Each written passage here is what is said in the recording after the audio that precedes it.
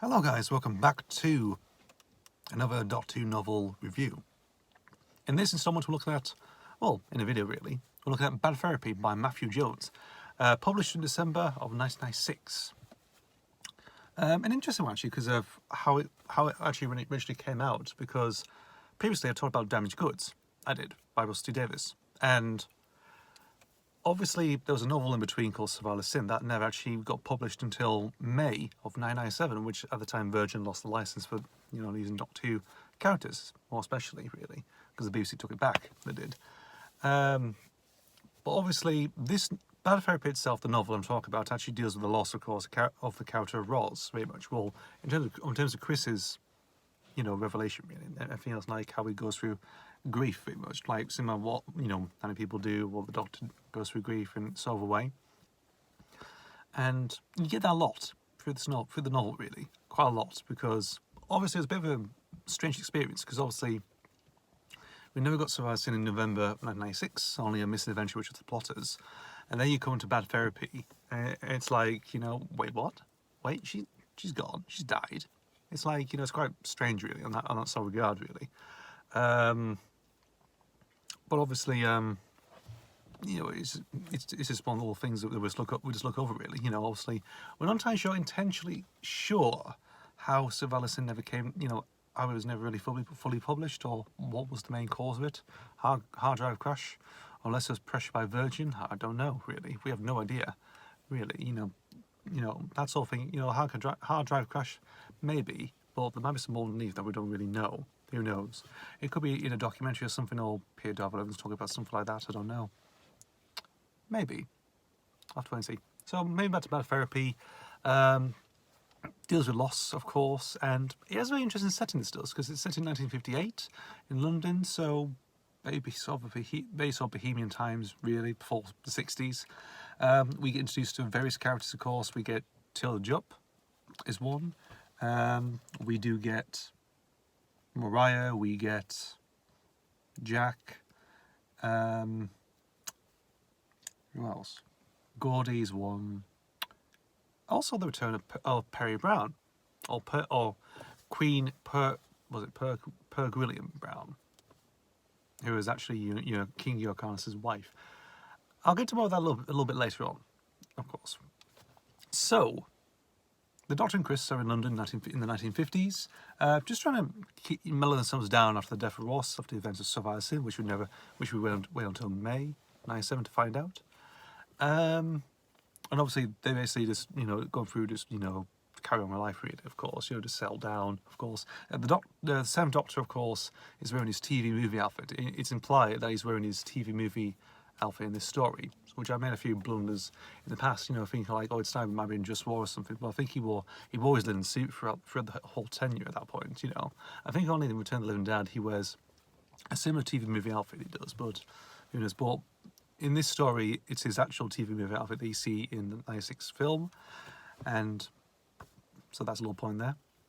So imagine McCoy looking how he is in that film in Bad Therapy. Just picture it there.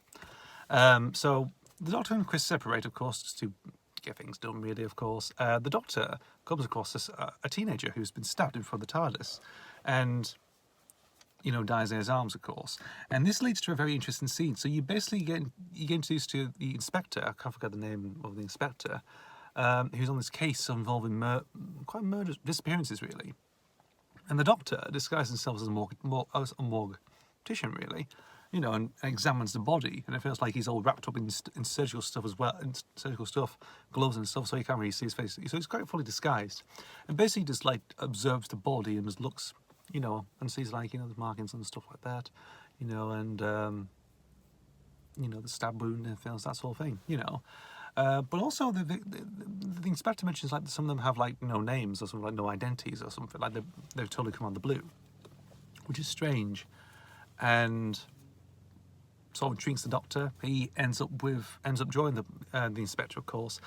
Throughout the novel, sometimes the inspector doesn't believe him. Sometimes you think he's just batshit crazy, just like off his head, really. And it's like, I don't really believe you, Doctor, whatever, whatever you call yourself, that sort of thing. Ends up putting him in a cell later in the novel. It's like, you're definitely up to something. You're definitely going to be imprisoned. You are. and Chris goes on his adventure involving some woman, Patsy, yeah, and basically Ben ends up going out of London for a bit, and also that bit sort of I wasn't really into really actually. It sort of slows the novel down for that in that regard really, but there we go. It's the Doctor stuff that I'm really interested really, because obviously he meets up with someone who knew Eddie called Jack, who's homosexual, and leads to stuff like the landlord. They also find out that there's this taxi cab going around that's made of this gelatin substance, and that's just sucking and absorbing people in, like the Blob. If you think of the Blob from, again from the 1950 film, 1988 film, whatever, something like that really. Just this gelatinous entity just taking people off the street, probably at night or something in the fogs, and the Doctor decides to. Attempts to rescue Jack, of course, but also ends up being caught himself. And he ends up in this institution run by Mariah, who is particularly an alien, of course. What he's using these things called toys, which have been made for many years. And what they are, they're sort of meant to be like companions for mental patients. Like just to keep them company, like a guardian figure, really, or someone to be with, like for social and company, really. But the experiment itself had failed because one of the toys ended up manifesting some dark thoughts and behaviour from one of the patients, and told the patient to jump off a roof, and the boy ended up being killed. So they ended up being shut down. They've been locked away and everything else. But for some reason they started popping up in the street, being free, and this sort of leads to the question, of course, some of them have actually gained sentient and actually. Want to be free, have feelings and stuff, and stuff. And you look at the front cover of that. If you look at the front cover of Bad Therapy, you think it's just an Auton, really. It's not really. It's a toy. It's obviously they're being controlled, really, but it's sort of some of them sort of tend to be out of their own control, really, and end up being so free and have their own minds, their own mindset, their own way of doing things. And Tilda sort of gets involved, of course. Doctor escapes, of course, and actually plans to make a party or some reunion for the toys to come, like who may have escaped, just to get settled in society. That's the main thing. And obviously, Mariah gets on this, of course, and I'm not too sure what his demise really is, on that front. I can't remember for a bit, but. Sort of gets his comeuppance in a way. Also point out, we've got Peri Brown returns, sort of older, about 25 years later, until she actually came back to Earth. There's some insert stuff to do with Gillian. She's known as Gillian, Queen Gillian. She is in this novel, and there's bits of her like just trying to escape from Yrcanos, the planet, of course, from 25 years of marriage, really, that she's just like not very happy with. Unhappy marriage with a barbarian type king who's still brilliant in Mind Warp, of course, just to let anyone know. But in fairness, it's not really the best sort of, the thing, really. I think Big Finish has done that, quite a bit actually, because I think she sort of left for a bit, then sort of returned as a bit older, really, or a bit more refined, I would say.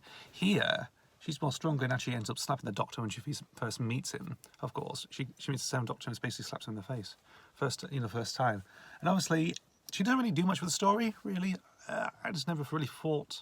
It's the Seventh Doctor that sort of steers it really for me in this sort of story. Chris, I wasn't really not really so keen on where his story was leading to. Where actually after Ross's death, where was he going to go? Well, I don't even know really.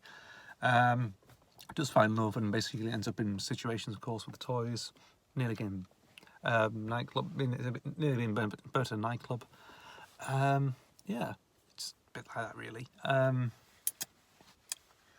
Yeah, but it's all right. It is. It was a decent novel. Some bits did pad out, really, but I did sort of enjoy it. I did. Mainly for the Doctor's sake, the Inspector, what the toys actually were, and everything else, and that mysterious black cab, and everything else. All the bits all worked. Interestingly, he did.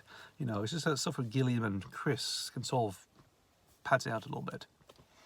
It's obviously written by Matthew Jones, who actually went on to write The Impossible Planet in the Satan Pit for Series 2, if everyone's familiar. He also written a couple of Deadlock stories, The 9-Day Queen, which had in First Doctor Ian and Barbara, so that's in between Dalek Invasion of Earth and the Rescue. What was the other one he did? He did Torchwood. He did Dead Man's Shoes. Did he?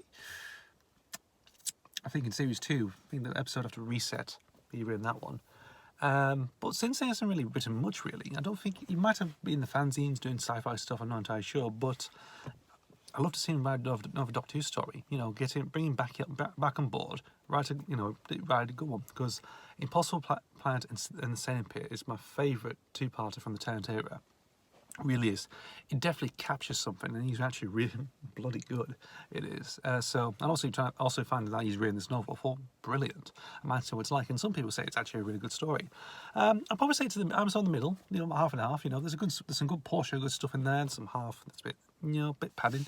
I mean, it's a novel, so what do you expect, really? You know, you got to have like a good balance of, you know, just like good and bad there, really. But I did enjoy it. I thought it was a bit interesting read. So there we go, guys. Bad Therapy by Matthew Jones. What do you think? Have you ever read this book? Comment down below. Anyway, guys, I'll see you later. Goodbye.